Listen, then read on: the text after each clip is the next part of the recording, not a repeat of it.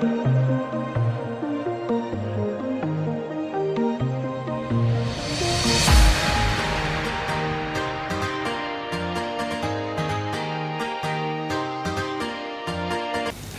Student, कैसे हैं आप सब। मैं निवेदिता गौतम फिर से आपके पास एक न्यू वीडियो के साथ आ चुकी हूँ और ये लेक्चर 4 है। तो हम लोग पिछले वीडियो में आईसीवीएन के बारे में पढ़े थे और आगे हम पढ़ेंगे मेन रूल ऑफ आईसीवीएन कि आईसीवीएन का मेन रूल क्या होता है। अब आईसीवीएन का फुल फॉर्म तो मैं प्रीवियस लेक्चर में आपको पढ़ा चुकी थी, international code of botanical nomenclature. तो आगे हम देखते हैं यहाँ पे क्या है कि मेन रूल पढ़ना है कि इसका आईसीवीएन का, और यहाँ से आस्क्ड क्वेश्चन है। तो ये लिखा हुआ है according to binomial system name of any species consist of two component or word।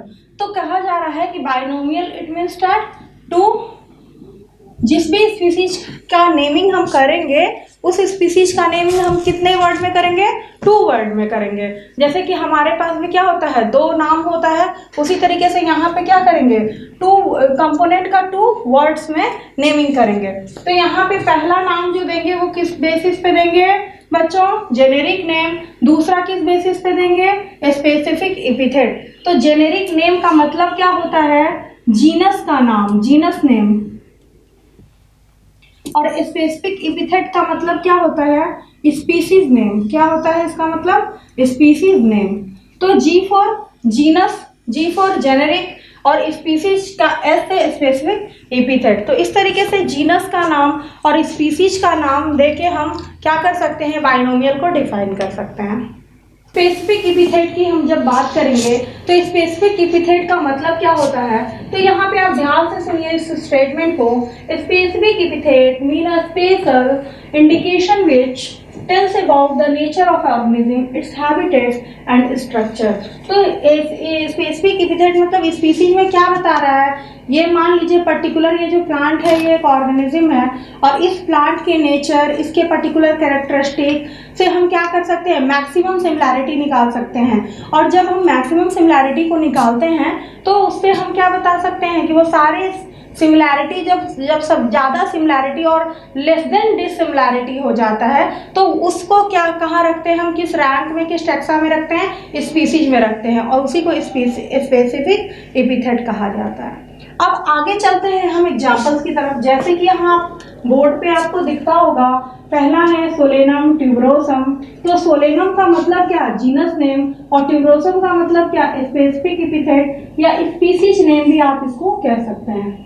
इसको आप क्या कह सकते हैं, स्पीसीज नेम भी कह सकते हैं। तो यहाँ पे हम चलते हैं आगे। यहाँ आपको दिखता है ये पोटैटो है, और पोटैटो जो है इसको क्या कहा जाता है, सोलेनम ट्यूबरोसम कहा जाता है। तो सोलेनम ट्यूबरोसम जो है ये पोटैटो आपको दिख रहा होगा। तो अगर आप एक बात बच्चों आप ध्यान दो, अगर आप घर पे जैसे ही आलू काटते हो या सब्जी बनाते हो या इस आलू से समोसा भी बनता है, तो इस तरीके से अगर आप आलू की जगह कुछ दिनों तक ये हैबिट डाल दें, सोलेनम ट्यूबरोसम, क्या खा रहे हो, सोलेनम ट्यूबरोसम, तो आपको क्या होगा कि बहुत सारे अगर सोलेनम ट्यूबरोसम से मॉर्फोलॉजी के क्वेश्चन पूछे जाए या इक्वेट करके बहुत सारे चैप्टर से एक स्टेटमेंट वाइज एनसीईआरटी लाइन से क्वेश्चन पूछा जाए तो आपको हमेशा के लिए याद हो जाएगा कि पोटैटो को सोलेनम ट्यूबरोसम बोला जाता है। आगे यहाँ पे देखेंगे हम कि ये जो सोलेनम ट्यूबरोसम इसका नाम रखा गया, ये सोलेनम ट्यूबरोसम जो नाम है ये क्यों इम्पॉर्टेंट है। तो यहाँ पे हम देखेंगे कि ये जो सोलेनम ट्यूबरोसम है, ये जो पोटैटो है, इस पोटैटो में हम क्या देख रहे हैं, अंडरग्राउंड स्टेम पाया जाता है, अंडरग्राउंड स्टेम पाया जाता है, ट्यूबर लाइक। और आप इसको आराम से देख सकते हैं, देखिए इसमें इस तरीके से अंडरग्राउंड स्टेम का ग्रोथ भी हो रहा है, आप आराम से देख सकते हैं। और इस तरीके से आप बता सकते हैं कि आलू में अंडरग्राउंड स्टेम पाया जाता है। और इस तरीके से आपसे 3 टाइप के क्वेश्चन यहाँ पे आस्क किए जा सकते हैं। पहला ये कि सोलेनम क्या है, एक जेनेरिक नेम को रिप्रेजेंट कर रहा है, ट्यूबरोसम क्या है, एक स्पेसिफिक एपिथेट को रिप्रेजेंट कर रहा है, उसी तरीके से इसका मेन कैरेक्टरिस्टिक क्या है जिसके लिए इसका नाम रखा गया, तो ये है कि the shape of underground stem is tuber like. तो इस अंडरग्राउंड स्टेम है इसका, ये भी क्वेश्चन आता है, हर साल पूछा जाता है कि पोटैटो का क्या खाते हैं, तो अंडरग्राउंड स्टेम खाया जाता है। इसी तरीके से हम आगे बढ़ते हैं मैंगीफेरा इंडिका। तो इंडिया में जो इन्वायरमेंट है, इंडिया का जो टेम्परेचर है, जिस तरीके का सॉइल है, उस साल में आपको क्या होता है, मैंगो बहुत जल्दी से अच्छे से यहाँ पे क्या होता है, ग्रो करता है, मैक्सिमम मैंगो की क्वालिटी यहाँ पे मिलती है। इसीलिए मैंगीफेरा के साथ क्या जोड़ दिया गया, इंडिका। इंडिका किसको रिप्रेजेंट कर रहा है, इंडिका रिप्रेजेंट इंडिया। इंडिका किसको रिप्रेजेंट करता है, इंडिया को रिप्रेजेंट कर रहा है। और मैंगीफेरा जो है वो एक जीनस नेम है, indica it means specific epithet. और ये भी किसको, आईसीबीएन का मेन रूल क्या था कि एक नेम जो होगा वो जीनस का होना चाहिए और दूसरा जो होगा वो क्या होना चाहिए, स्पेसिफिक एपिथेट होना चाहिए। तो अभी का जो समय चल रहा है उसमें मैंगो बहुत मिल रहा है, अब आम पकने लगा है, लोग खा रहे हैं लेके। तो ये मैंगो जब आप लेने जाते हैं या खा रहे हैं, तो जो भी जूलॉजी के स्टूडेंट हैं या बॉटनी के स्टूडेंट हैं जो भी, तो उनको आदत डालना चाहिए कि इसको आम ना करके मैंगीफेरा इंडिका बोला जाए। आगे यहाँ पे देखेंगे आप पायरस मैलस, ये किसका साइंटिफिक नेम है, ये एप्पल का है। तो इस तरीके से हम एप्पल लेते हैं, तो यहाँ एप्पल मेरे हाथ में है और इसको क्या कहा जाता है, पायरस मैलस। तो अगर आप ये हैबिट डाल लें कुछ दिनों के लिए कि एप्पल नहीं कह के इसको क्या कहें, मैलस ही कहें, तो मैलस से भी आपको याद रहेगा कि ये एप्पल नहीं है, मैलस है। इसका एक और नाम क्या है, पायरस मैलस। तो पायरस किसको इंडिकेट कर रहा है, जीनस के नेम को इंडिकेट करता है, और मैलस किसको इंडिकेट कर रहा है, स्पेसिफिक एपिथेट को इंडिकेट करता है। और मैलस इसको कहा क्यों जाता है, क्योंकि एप्पल में एक एसिड पाया जाता है, ऑर्गेनिक एसिड पाया जाता है, एंटीऑक्सीडेंट का ये काम करता है, मैलिक एसिड इसमें रिप्रेजेंट होता है। और ये एप्पल जो होता है, एक एप्पल अगर पर डे आप खाते हैं तो कभी भी आपको डॉक्टर के पास जाने की जरूरत नहीं है। अब हम पढ़ रहे हैं आईसीबीएन के रूल की तरफ। तो यहाँ पे हम देखेंगे कि the first letter of the generic name should be in capital and the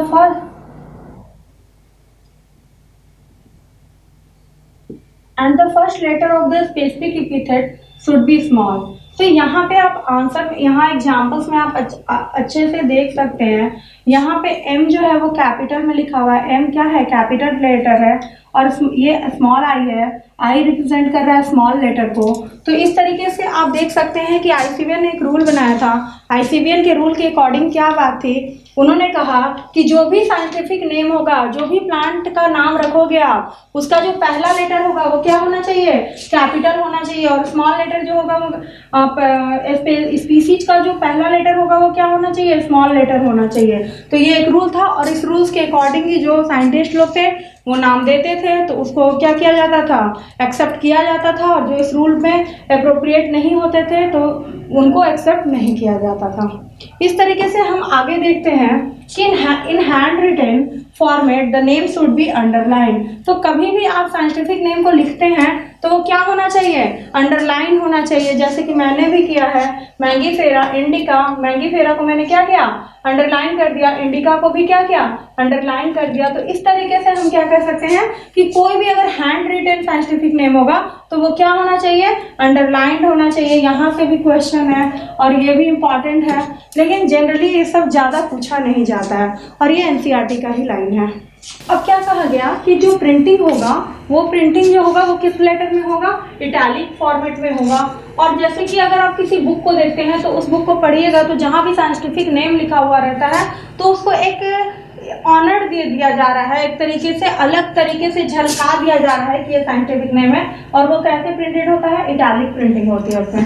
अब लिखा हुआ है साइंटिफिक नेम जो तुम दोगे, तो इन लोगों ने बनाया था कि साइंटिफिक, इस पे के पीछे भी एक स्टोरी है। इसमें इन्होंने कहा कि साइंटिफिक नेम जो आप देंगे वो कैसे होने चाहिए कि जो हमने दिया उसके बाद इसको कोई भी यूज नहीं कर पाए, कोई भी इसको फिर से कुछ नया नहीं बना पाए। तो इसके लिए इन्होंने क्या किया, डेड लैंग्वेजेस का यूज किया, ग्रीक और लैटिन लैंग्वेज, जो कि आजकल बोलचाल के भाषा में नहीं जो लैंग्वेज होती है उस लैंग्वेज को डेड लैंग्वेजेस बोला जाता है, और जो बोलचाल की भाषा में होती है उसको लिविंग लैंग्वेज बोला जाता है।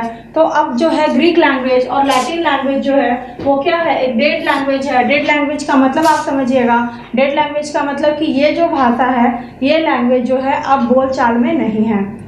अब आगे हम पढ़ते हैं name of scientist who proposed nomenclature should be written in sought after specific epithet। तो यहाँ पे क्या क्या था, लिनियस जो था उसकी भूख मिटती नहीं थी। लिनियस जो था एक बहुत बड़ा साइंटिस्ट था और बहुत सारी डिस्कवरी जो उसने नई भी की थी उसमें भी उस वर्चस्व के कारण उसने क्या किया था, अपना नाम काउंट करा लिया था।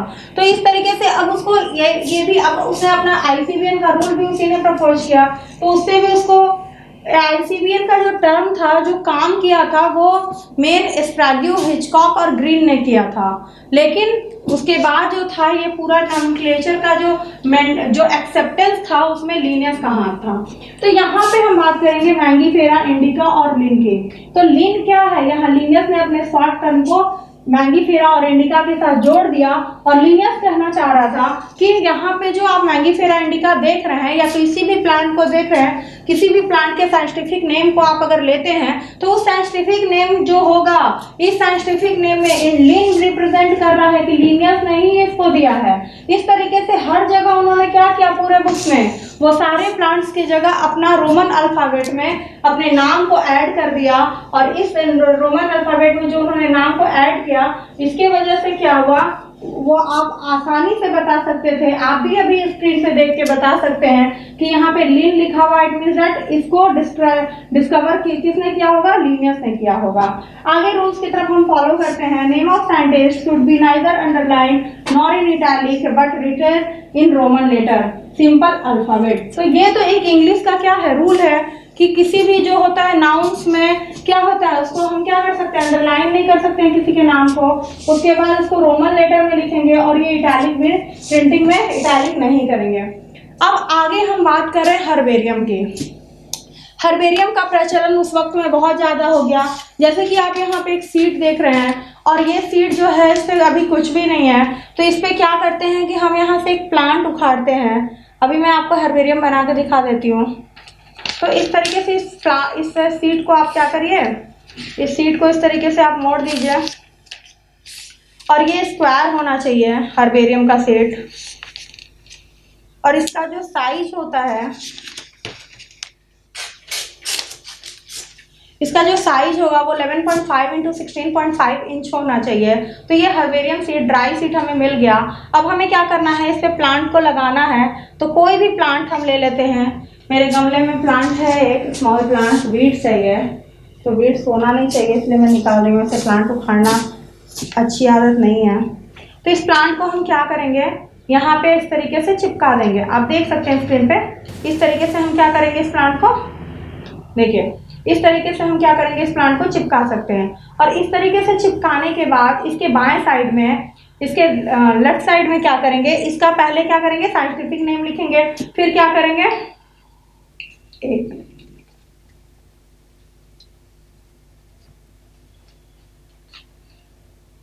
इस तरीके से। तो यहाँ पे क्या लिखेंगे आप, साइंटिफिक नेम। यहाँ पे क्या लिखेंगे आप, लोकल नेम, इंग्लिश नेम इसका रखेंगे। ये कहाँ पाया जाता है, इसकी क्वालिटी क्या है, ये सब कुछ का डिस्क्रिप्शन हर्बेरियम में होता है। ऊपर से क्या, जो कि गार्डन में, जो कि बोटानिकल गार्डन में काम करने वाले साइंटिस्ट होते हैं, उनको क्यूरेटर बोला जाता है। यहाँ पे स्पेलिंग भी मैं लिख देती हूँ, क्यूरेटर। तो ये जो क्यूरेटर, क्यूरेटर, तो यहाँ पे जो क्यूरेटर है, साइंटिस्ट लोग जो होते थे, उनका भी नाम यहाँ पे लिख दिया जाता था कि इस प्लांट का हर्बेरियम सीट किसने बनाया था। तो इस तरीके से हर्बेरियम को बना दिया जाता था और ये ड्राई हो जाता था प्लांट। कुछ देर तक हम इसको क्या करेंगे, ऐसे रख देंगे और रखने के बाद ये क्या हो जाता था, ड्राई हो जाता था। तो इसको बस वन टाइम इसको क्या किया जाता था, इस तरीके से मोड़ दिया जाता था। और मोड़ने के बाद इसको क्या किया जाता था, इसको मोड़ने के बाद इसको यहाँ इस तरीके से, मान लीजिए कि एक सेल्फ था, उस सेल्फ में इसको क्या किया जाता था, इस तरीके से रख दिया जाता था।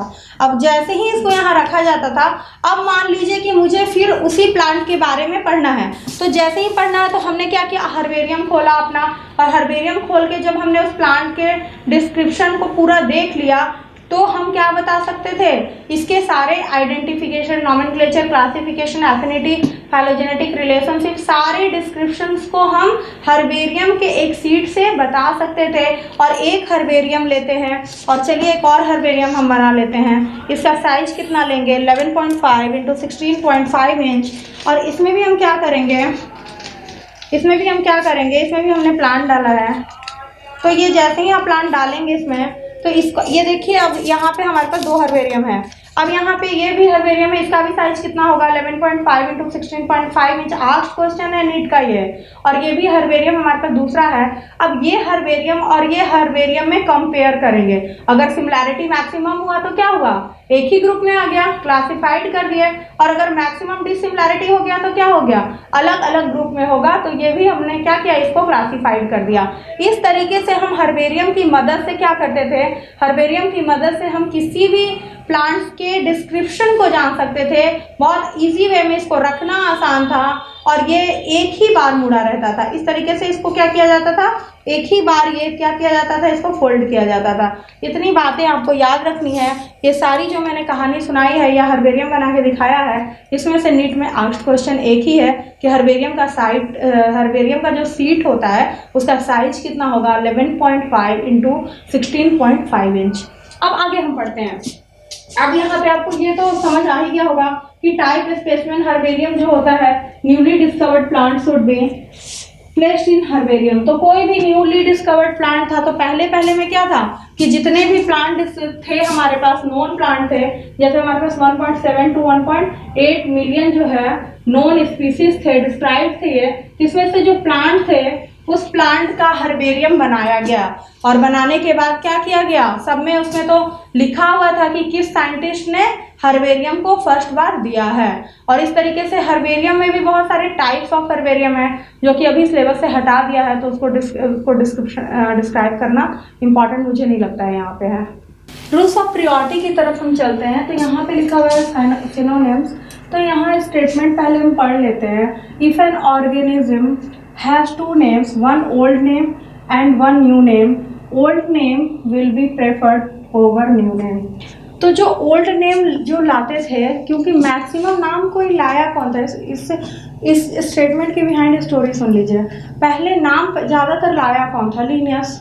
और लीनियस चाहता तो नहीं था कि अपने नाम के बाद हम क्या करें, दूसरे का नाम लें, तो उन्होंने रूल्स में ही इसको तब्दील कर दिया।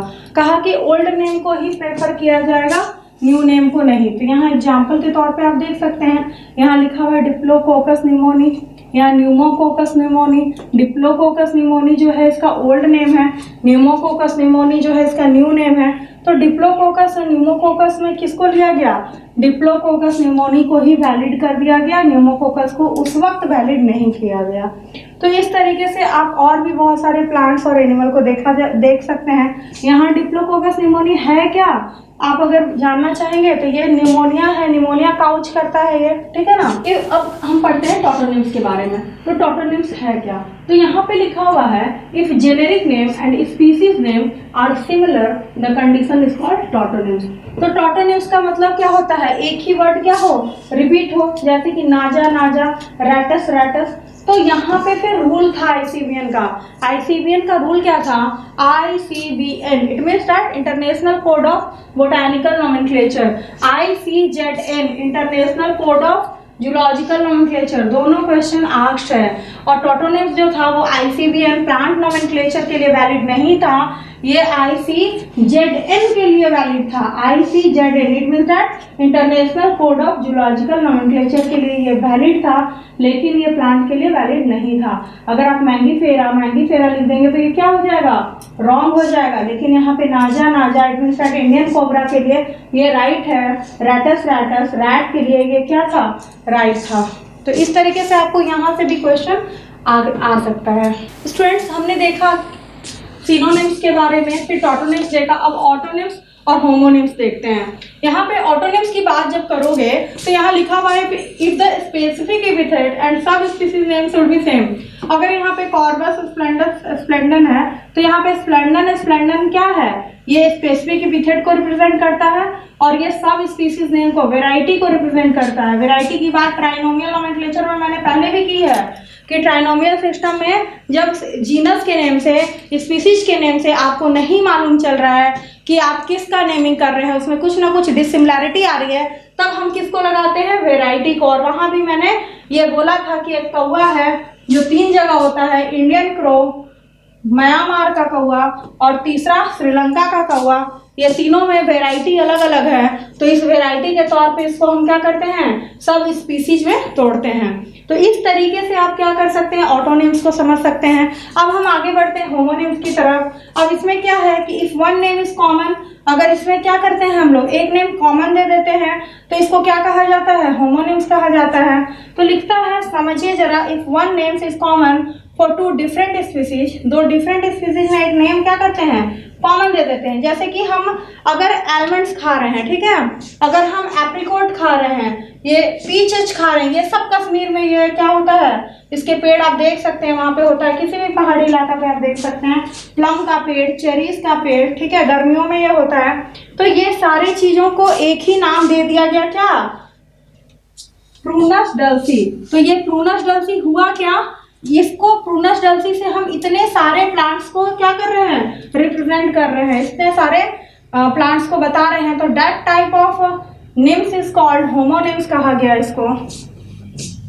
टॉटोनिम्स की बात हो रही है, तो यहाँ पे हम बात करेंगे tautonyms and autonyms are not applicable in the case of plant. तो टॉटोनिम्स और ऑटोनिम्स, ये VVI है, वेरी वेरी इंपॉर्टेंट लाइन है, और ये भी आस्क्ड क्वेश्चन है कि टॉटोनिम्स जो होता है वो एनिमल के लिए क्या होता है, वैलिड होता है, और ऑटोनिम्स भी जो है वो एनिमल के लिए क्या होता है, वैलिड होता है, और ये प्लांट्स के लिए वैलिड नहीं है। तो यहाँ पे आपको ये लाइन जरा सा ध्यान देना है। आगे हम चलते हैं क्लासिफिकेशन की तरफ। तो जैसा कि यहाँ पे दो प्लांट्स रखा हुआ है, और मैंने बताया था पहले भी कि क्लासिफिकेशन क्या है, एक आर्ट है आइडेंटिफाई करने का किसी भी प्लांट या किसी भी एनिमल या किसी भी ऑर्गेनिज्म को, और उस ऑर्गेनिज्म को जब हम आइडेंटिफाई करते हैं तो उसके जैसे अदर प्लांट्स में क्या देखते हैं, हम सिमिलैरिटी देखते हैं, और उस सिमिलैरिटी से हम ग्रुपिंग करते हैं, ग्रुपिंग को, that grouping is called classification. तो यहाँ पे हम एक बार समझ लेते हैं, डिफिनीशन के तौर पे लिखा हुआ है, इस डिफिनीशन से हम समझते हैं, the art of identifying distinctions among organism and placing them into group that reflect their most significant feature and relationship is called biological classification। तो अब यहाँ पे हम दो प्लांट लिए हुए हैं, अब कह रहे हैं कि इसको पहले तुम आइडेंटिफाई करो। तो आइडेंटिफिकेशन इट मीन्स क्या, कैरेक्टराइजेशन। आइडेंटिफिकेशन जब हमने किया तो इसका जो टिपिकल कैरेक्टर होगा इस प्लांट का, उसको ही उसी के तौर पे हम उसको आइडेंटिफाई कर लिए, और आइडेंटिफाई करने के बाद हमने क्या किया, इसको अदर प्लांट के साथ रख के देखा कि सिमिलर कैरेक्टर है कि नहीं, एंड सिमिलर कैरेक्टर अगर है तो उसको क्या कहा गया, एक ग्रुप में डाला गया। तो इस आर्ट को क्या कहा जाता है, क्लासिफिकेशन कहा जाता है। क्लासिफिकेशन टू टाइप्स का होता है, first one is called empirical classification and second one is called rational classification. Biological classification की तरफ हम चलते हैं। तो बायोलॉजिकल क्लासिफिकेशन को दो टाइप्स में बांटा जाता है। फर्स्ट को कहा जाता है इंपेरिकल क्लासिफिकेशन, और सेकंड वन को कहा जाता है रेशनल क्लासिफिकेशन। तो यहाँ पे हम इंपेरिकल क्लासिफिकेशन और रेशनल क्लासिफिकेशन को समझेंगे। तो इंपेरिकल क्लासिफिकेशन अगर हमें करना हो तो पहले हम करके देखते हैं। पहले हम अपने गार्डन में चलते हैं, तो एक पेन ले लेते हैं और एक क्या ले लेते हैं, कलम ले लेते हैं, और गार्डन में जाने के बाद क्या करते हैं, इस प्लांट को देखते हैं, और इसको अगर रोज बोला जाता है तो R4 क्या लिखते हैं, रोज लिखते हैं। उसके बाद यहाँ पे डालिया है तो D4 क्या लिखते हैं, डालिया लिखते हैं। इसी तरीके से अल्फ़ाबेटिकल ऑर्डर पे जब हम A to Z प्लांट को अरेंज करते हैं तो that list is called flora, और अगर एनिमल का ये बनाएंगे तो लिस्ट को क्या कहेंगे, फाउना कहेंगे। तो अल्फ़ाबेटिकल ऑर्डर पे हम क्या बनाते हैं, कागज लेके लिस्ट बना लेते हैं किसी भी गार्डन, किसी भी हैबिटेट, किसी भी फॉरेस्ट में जाके। तो इस तरीके के क्लासिफिकेशन को इंपेरिकल क्लासिफिकेशन बोला जाता है। इस तरीके के क्लासिफिकेशन को क्या बोला जाएगा, इंपेरिकल क्लासिफिकेशन। और क्लासिफिकेशन करने के लिए हमें क्या करना है, आइडेंटिफिकेशन। तो कैरेक्टरिस्टिक देख के आप आइडेंटिफाई करिए, फिर नेमिंग कर लीजिए। नेमिंग करने के बाद उसके उसके क्लासिफिकेशन में जब हम जाएंगे तो क्या कर रहे हैं, इसके नाम के अनुसार एक लिस्ट बना ले रहे हैं, और इस लिस्ट को क्या कहा जाएगा, लिस्टिंग ऑफ फ्लोरा कहा जाएगा। आगे लिखते हैं, बेस्ड ऑन इकोनॉमिक इंपॉर्टेंस के बेस पे भी हम कर सकते हैं कि जैसे कि अगर ये रोज है तो ये ऑर्नामेंट की तरह इसका यूज है। और भी प्लांट है जैसे यूकेलिप्टस है, इससे हम ऑयल निकाल सकते हैं, और मेडिसिनल प्लांट्स भी बहुत सारी थी, जैसे कि आपको कैरियोफाइलम मैंने पढ़ाया था। आगे हम बात करेंगे जैसे कि टर्मरिक की बात करेंगे। तो इस तरीके से आप इकोनॉमिक इंपॉर्टेंस के माध्यम से भी आप क्या कर सकते हैं, इंपेरिकल क्लासिफिकेशन का यूज कर सकते हैं। Not use in taxonomy, use in a listing of flora, ये बहुत इंपॉर्टेंट है। अब इसमें यार एक ही लाइन करना ही है, नीट में यही पूछेगा कि इंपेरिकल क्लासिफिकेशन जो आप कर रहे हैं उस इंपेरिकल क्लासिफिकेशन से आप क्या कर रहे हैं, लिस्टिंग ऑफ फ्लोरा। फ्लोरा का लिस्ट बना लिया हम, इसी को कहा जाता है लिस्टिंग ऑफ फ्लोरा। इस लिस्टिंग ऑफ फ्लोरा को जब आप खोलेंगे तो इसमें मिलेगा क्या, A to Z, यहाँ पे लिख सकते हैं ऐसे, A से लेके Z तक क्या मिलेगा आपको, ये A to Z तक आपको मिलेगा प्लांट्स का नाम।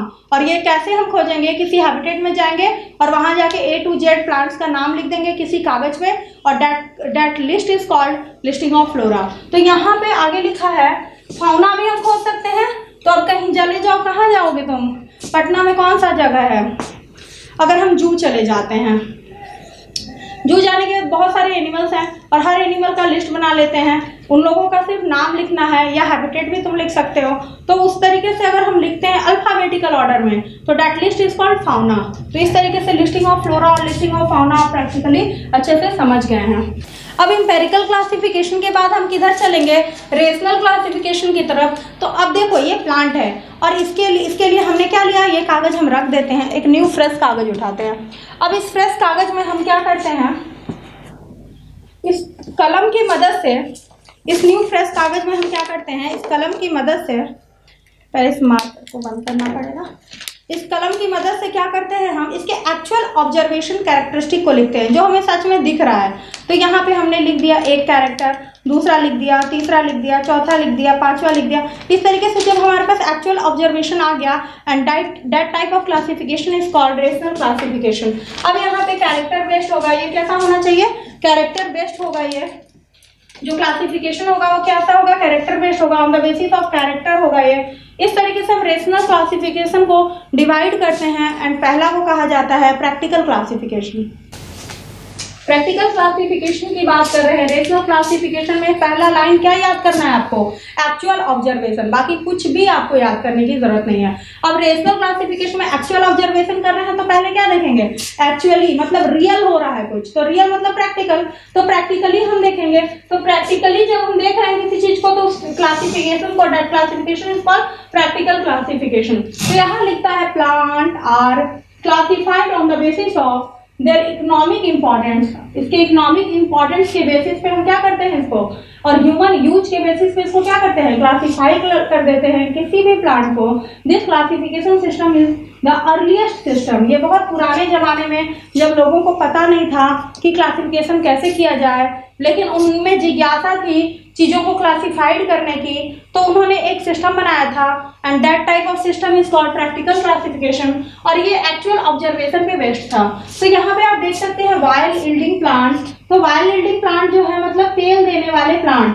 तो यहाँ पे कोकोनट से तेल निकलता था, तो वो अपने आप से देखते थे कि कोकोनट से तेल निकाला जा सकता है, इसीलिए उन्होंने यहाँ लिखा वाइल्ड यील्डिंग प्लांट और कोकोनट का नाम दिया। उसी तरीके से वॉलनट से, सोयाबीन से, उसी तरीके से फाइबर यील्डिंग प्लांट जूट और कॉटन से, उसी तरीके से मेडिसिन